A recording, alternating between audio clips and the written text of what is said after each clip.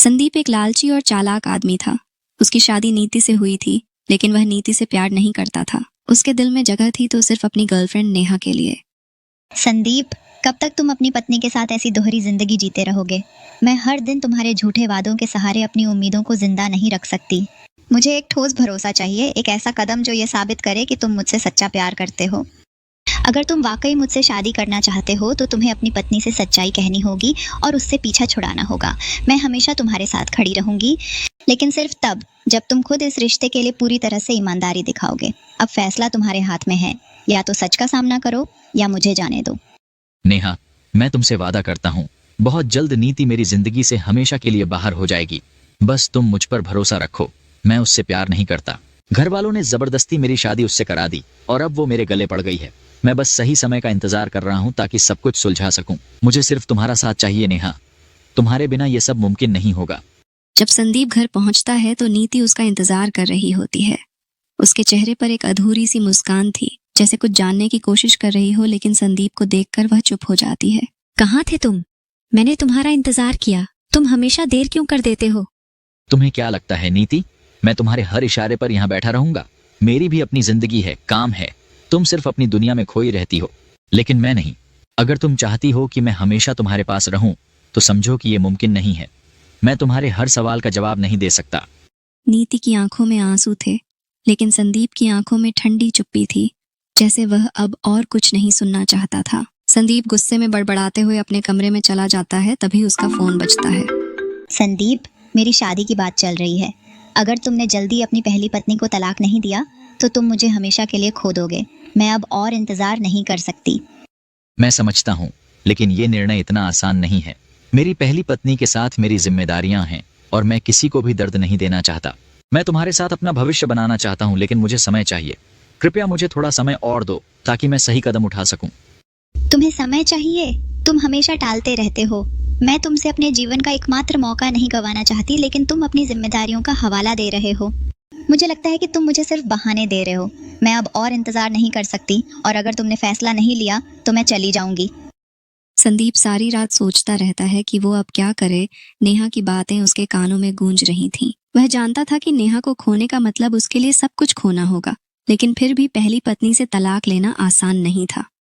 मैं जानता हूँ नेहा, मैं जानता हूँ कि तुम गुस्से में हो और तुम्हारा गुस्सा सही भी है। मैं तुम्हें खोने का खतरा नहीं ले सकता। तुमसे प्यार करता हूँ।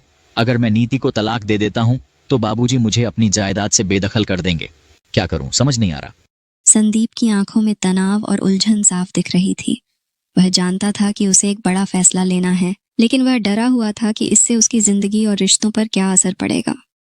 नीति, मुझे महसूस हो रहा है कि मैं तुम्हारे साथ वक्त नहीं बिता पा रहा हूँ। बहुत समय हो गया, कब से मैं तुम्हें कहीं घुमाने नहीं लेकर गया। तुम तैयार हो जाओ, हम जल्दी से कहीं अच्छी जगह घूमने चलते हैं। वाह संदीप, तुम सच में मुझे हैरान कर रहे हो। मुझे तो यकीन ही नहीं हो रहा। आखिरकार हम कहीं घूमने जा रहे हैं। मैं बहुत खुश हूँ। चलो जल्दी से तैयार हो जाते हैं। मैं तो बेसब्री से इंतजार कर रही हूँ।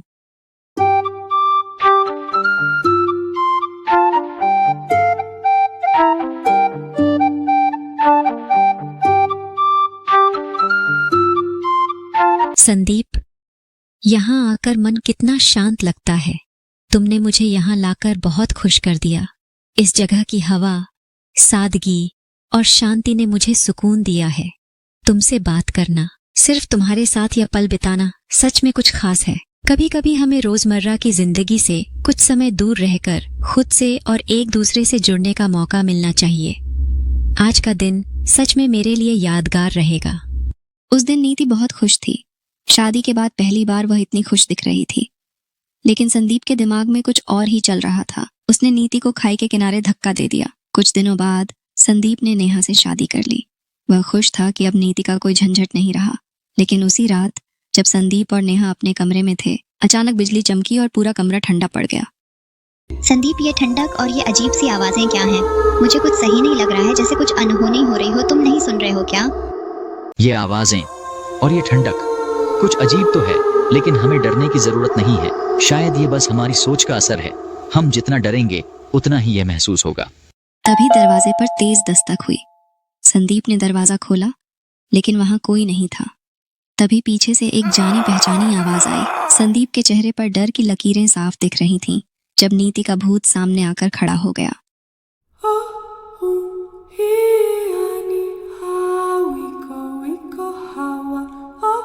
संदीप, क्या तुमने सोचा था कि मुझे मारकर तुम्हें चैन मिल जाएगा?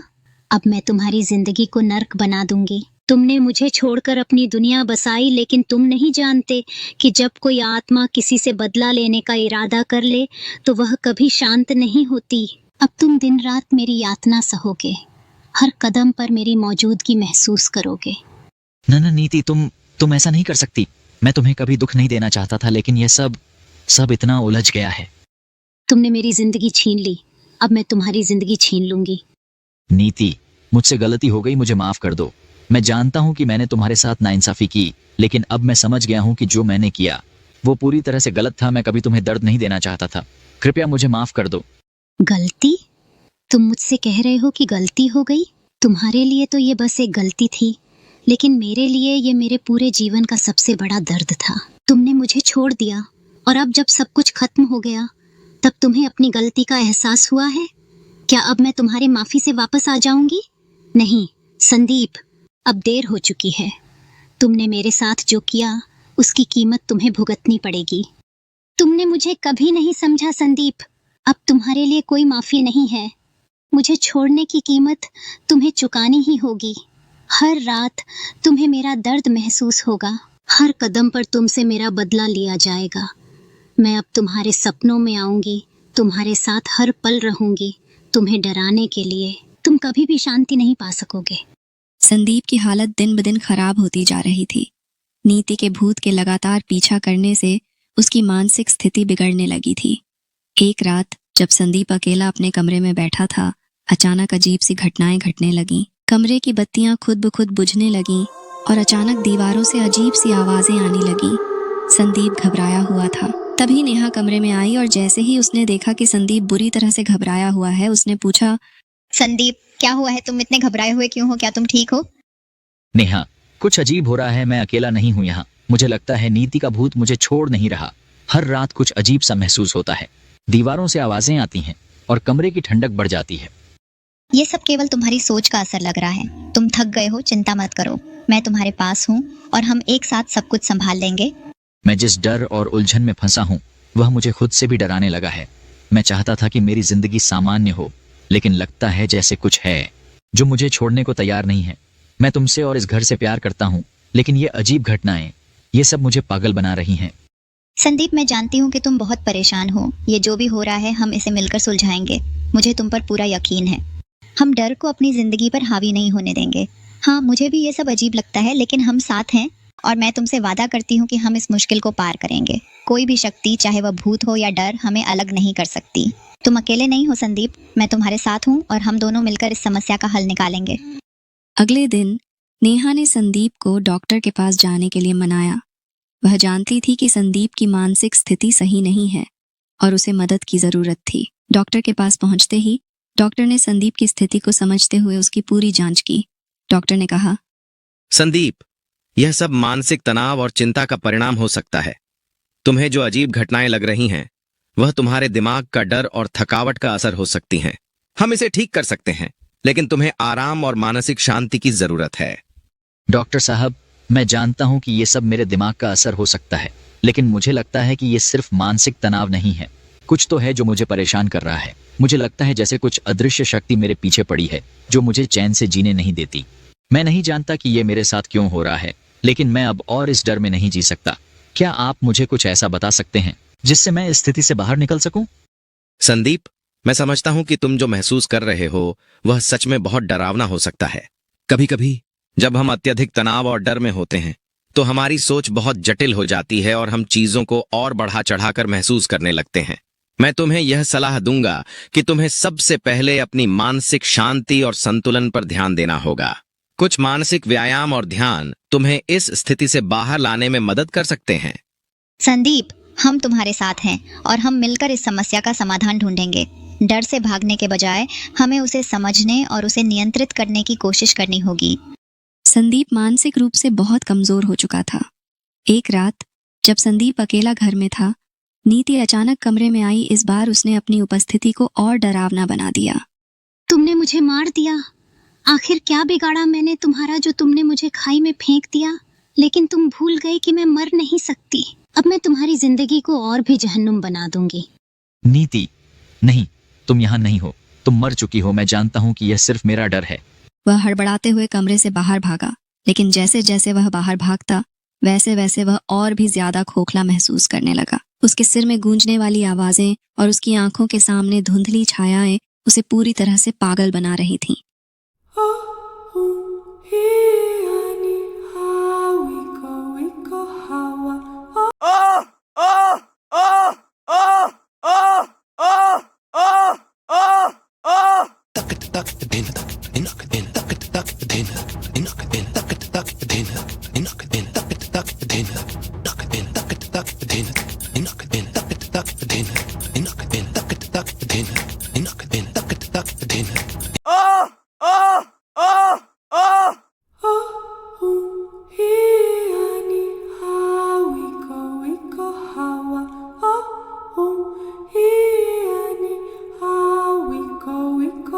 संदीप, तुम ठीक हो? मैं नेहा हूँ। संदीप, होश में आओ, क्या हुआ है तुम्हें? नहीं, तुम नेहा नहीं हो, तुम कोई और हो, मुझे जाने दो। नीति का भूत अब संदीप के दिमाग पर पूरी तरह से हावी हो चुका था। संदीप की हालत दिन ब दिन बिगड़ती जा रही थी।